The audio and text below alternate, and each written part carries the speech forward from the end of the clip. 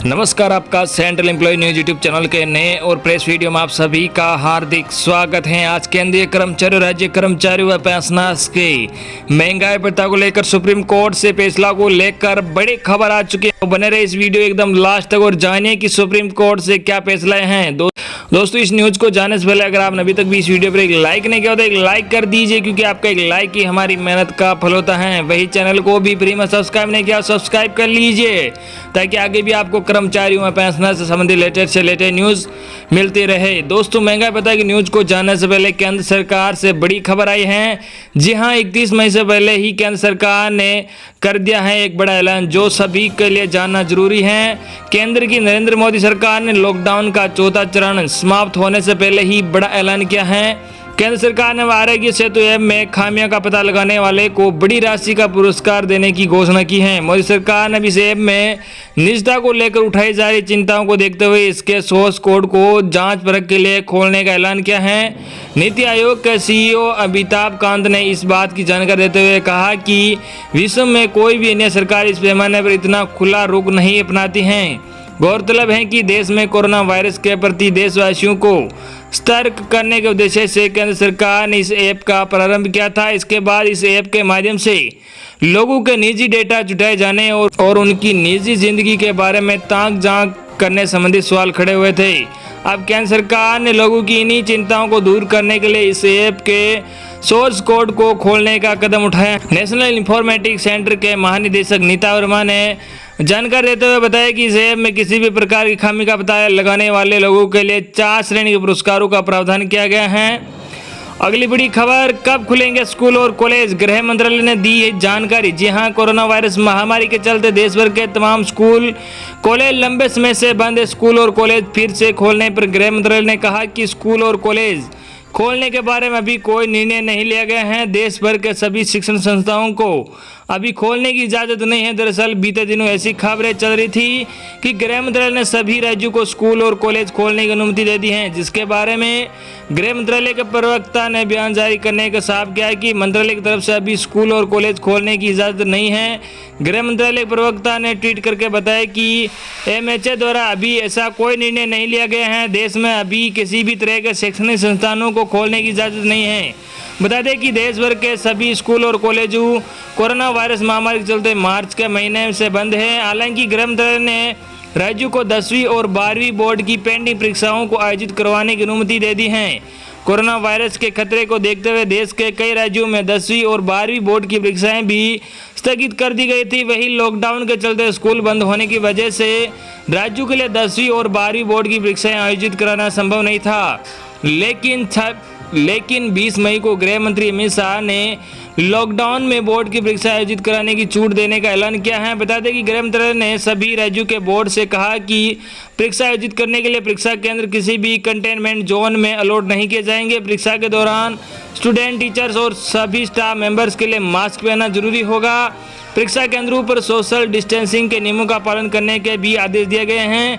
परीक्षा केंद्रों पर सभी लोगों की स्क्रीनिंग की जाएगी और सैनिटाइजर का उपयोग किया जाएगा। स्टूडेंट्स के परीक्षा केंद्रों में जाने के लिए राज्यों को स्पेशल बस सर्विस का इंतजाम करने के लिए भी कहा गया है। अगली बड़ी खबर, कोरोना कंटेनमेंट जोन में रहने वाले अपने कर्मचारियों को रेलवे ने दी बड़ी राहत। ऑफिस में आने की जरूरत नहीं। जी हां, रेलवे बोर्ड ने कर्मचारियों को आदेश जारी कर कहा है कि ऐसे लोग जिनके इलाके कोरोना कंटेनमेंट जोन घोषित किए गए हैं उन्हें दफ्तर आने की जरूरत नहीं है। बोर्ड ने 2020 के ऑर्डर संख्या 32 और 33 में कहा कि राज्य और जिला प्रशासन की ओर से जिन इलाकों को कंटेनमेंट जोन घोषित किया गया है उन इलाकों में रहने वाले लोगों के लिए ऑफिस आना जरूरी नहीं है। बोर्ड ने अपने आदेश में कहा कि कंटेनमेंट जोन में रहने वाले अधिकारियों को अपने रिपोर्टिंग ऑफिसर को सेल्फ डिक्लेरेशन देना होगा कि वे कंटेनमेंट जोन में रहते हैं और उन्हें कोरोना फ्लू का लक्षण है। इसके अलावा सभी शाखाओं के इंचार्ज कर्मचारियों को ऑफिस बुलाने या फिर नए बुलाने को लेकर फैसला ले सकते हैं। बोर्ड ने कहा कि सभी नियंत्रक अधिकारियों को मॉनिटर करना होगा कि कर्मचारियों का क्या स्टेटस है। यदि वे ऐसे किसी इलाके में रहते हैं जिसे कोरोना के चलते कंटेनमेंट जोन घोषित किया गया है तो उन्हें घर से ही काम करने को कहा गया है। ऐसे अधिकारियों का दफ्तर में आना जरूरी नहीं है। बोर्ड ने अपने आदेश में यह भी कहा है कि ऐसे कर्मचारियों पर नजर रखनी चाहिए जिससे कोरोना के लक्षण नजर आ रहे हैं या फिर बुखार आदि हैं। यदि ऐसा कुछ भी है तो कर्मचारियों घर से ही काम करने को कहा जाए और ऑफिस न आने के लिए प्रोत्साहित किया जाए। रेलवे बोर्ड ने कहा कि यदि किसी भी कर्मचारी में कोरोना के कोई लक्षण पाए जाते हैं तो इसके बारे में तत्काल कंट्रोलिंग ऑफिसर्स को एडमिनिस्ट्रेशन को जानकारी देनी चाहिए। इसके बाद कर्मचारी घर से ही काम करने और ऑफिस न आने को कहा जाए। रेलवे बोर्ड ने कहा है कि इस आदेश का सख्ती से पालन किया जाना चाहिए। बता दें कि कोरोना संक्रमण के खतरे को देखते हुए केंद्र सरकार ने अपने 50% कर्मचारियों को ही ऑफिस आने को कहा है। केंद्रीय कार्मिक एवं प्रशिक्षण मंत्रालय की ओर से पिछले दिनों जारी आदेश में कहा गया था कि पहले से किसी बीमारी का इलाज करा रहे कर्मचारियों को ऑफिस आने से छूट मिलेगी। इसके अलावा गर्भवती महिलाओं एवं दिव्यांग कर्मचारियों को भी लॉकडाउन की अवधि के दौरान ऑफिस आने से राहत दी गई है। अगली बड़ी खबर, 7 करोड़ एलपीजी ग्राहकों के लिए अच्छी खबर। अब व्हाट्सएप से बुक होंगी गैस की बुकिंग। जी हां, Bharat petroleum corporation limited BPCL के 7 करोड़ से अधिक एलपीजी ग्राहकों के लिए अच्छी खबर है। कंपनी ने नई सुविधा की शुरुआत की। इसके तहत अब ग्राहक व्हाट्सएप के जरिए रसोई गैस बुकिंग कर सकेंगे।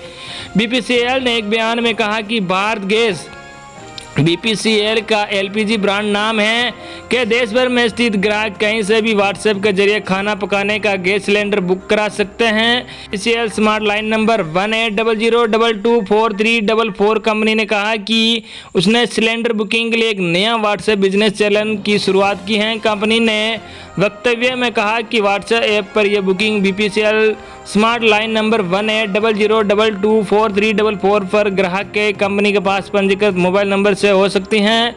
बीपीसीएल के विपणन निदेशक अरुण सिंह ने कहा कि व्हाट्सएप के जरिए एलपीजी बुकिंग करने से इस प्रावधान से ग्राहकों को और आसानी होगी। व्हाट्सएप अब आम लोगों के बीच काफ़ी सामान्य हो चला है, चाहे युवा हो या फिर बुजुर्ग, सभी इसका इस्तेमाल करते हैं और इस नई शुरुआत से हम अपने ग्राहकों के और करीब पहुँचेंगे।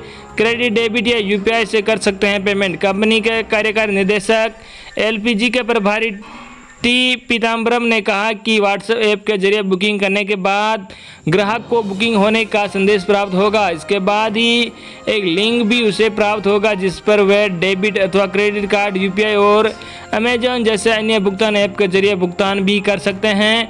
उन्होंने कहा कि कंपनी इसके साथ ही एलपीजी डिलीवरी पर नज़र रखने और ग्राहकों से उसके बारे में उनकी प्रतिक्रिया लेने दे जैसे नए कदमों पर भी गौर कर रहे हैं। आने वाले दिनों में कंपनी ग्राहकों को सुरक्षा जागरूकता के साथ ही और भी सुविधाएं प्रदान करेगी।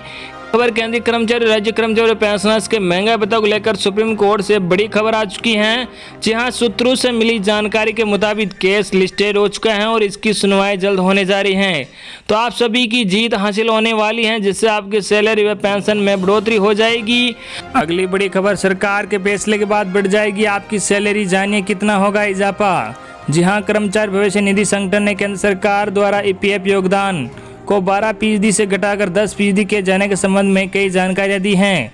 आर्थिक राहत पैकेज में इस ऐलान के बाद कर्मचारियों और नियोक्ताओं द्वारा कुछ बातों को लेकर स्पष्टता की मांग की जा रही थी। सरकार द्वारा ऐसे नोटिफाई करने के बाद ईपीएफओ ने इस बारे में अपने आधिकारिक ट्विटर हैंडल से जानकारी दी है। आत्मनिर्भर भारत पैकेज में वित्त मंत्री निर्मला सीतारमण ने ऐलान किया था कि ईपीएफ योगदान को अगले 3 महीने के लिए 12% से घटाकर 10% किया जाएगा। सरकार ने यह फैसला लिया था कि कोविड-19 के इस संकट में कर्मचारियों की टेक होम सैलरी बढ़ जाए और उनके पास पैसे की कमी न हो। वित्त मंत्री ने बताया कि इस फैसले से करीब 6.5 लाख से अधिक नियोक्ताओं और 4.5 करोड़ से अधिक कर्मचारी व सब्सक्राइबर को लाभ मिल सकेगा। हालांकि केंद्रीय कर्मचारियों के पीएफ में यह कटौती नहीं की जाएगी। अब ईपीएफओ ने साफ कर दिया है कि जो नियोक्ता कॉस्ट टू कंपनी मॉडल को फॉलो करते हैं उन्हें अगर ईपीएफ योगदान 10% करने का फैसला किया है तो इसका लाभ उन्हें कर्मचारियों को देना होगा। हालांकि ईपीएफओ द्वारा दी गई जानकारी के मुताबिक ये कर्मचारी और नियोक्ताओं के लिए अनिवार्य नहीं है। ईपीएफओ ने कहा कि इन 3 महीनों के दौरान योगदान के लिए 10% की रकम न्यूनतम है। कर्मचारी और नियोक्ता दोनों इससे अधिक योगदान कर सकते हैं। अगली बड़ी खबर, अच्छी खबर। जी हां, रेलवे कर्मचारियों को मिलेगा बच्चों की पढ़ाई का पैसा, वेतन से जुड़कर आएंगे कई भुगतान। जी हां, रेलवे कारखाना इज्जत नगर के कर्मचारियों के लिए अच्छी खबर है। पूर्वोत्तर कर्मचारी संघ की मांग को रेलवे गोरखपुर मुख्यालय ने स्वीकार कर लिया है। जल्द ही लंबित भत्तों का भुगतान इसी महीने होगा। 2 बच्चों की पढ़ाई का पैसा व अन्य इंसेंटिव आदि के भुगतान किए जाएंगे। मुख्यालय ने कर्मचारियों के लिए tuition fee, TA, incentive, arrear, leave and cash भुगतान का आदेश दिए हैं। पूर्वोत्तर रेलवे श्रमिक संघ द्वारा कारखाना कर्मचारियों के रुके हुए नियमित भत्तों के भुगतान कराने की मांग की थी। संघ के सहायक महामंत्री JS भदौरिया ने महाप्रबंधक, प्रमुख मुख्य कार्मिक अधिकारी गोरखपुर एवं मुख्य कारखाना प्रबंधक को भुगतान कराए जाने की मांग पत्र भेजे थे, जिसके परिणाम स्वरूप इस माह tuition fee, TA, leave and cashment एवं माह फरवरी एवं मार्च का इंसेंटिव एवं सातवें वेतन आयोग में बड़े प्रोत्साहन भत्तों का भुगतान किया जाएगा। गोरखपुर मुख्यालय से आदेश मिलने के पर कारखाना कार्मिक विभाग इज्जत नगर ने भुगतान से संबंधित समस्त कार्रवाई कर लेखा विभाग को भेज दी है। मार्च में लॉकडाउन के कारण भुगतान वेतन में नहीं जुड़ पाए थे, अब भुगतान हेतु आवश्यक कार्रवाई कर दी गई है।